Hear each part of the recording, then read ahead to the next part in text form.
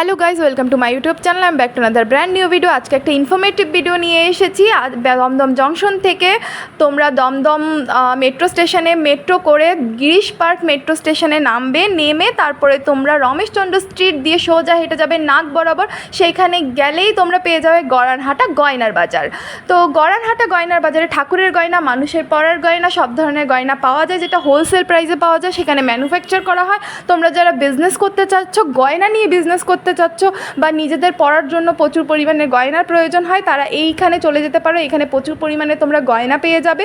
অনেক সুন্দর সুন্দর ঠাকুরের গয়না, যেখানে তামার কাজ করা থাকে, তার উপরে সোনার জড় করা থাকে, বা রূপুর গয়না হোক, সব ধরনের গয়না তোমরা এখানে পেয়ে যাবে। যারা গয়নার বিজনেস করবে তারা তো অবশ্যই সেখানে যেতে পারো। আর এখানে ম্যানুফ্যাকচার করা হয়, সেটাও তোমরা দেখতে পারবে। তোমরা কম দামে হোলসেল প্রাইসে সেখান থেকে নিয়ে আসতে পারবে।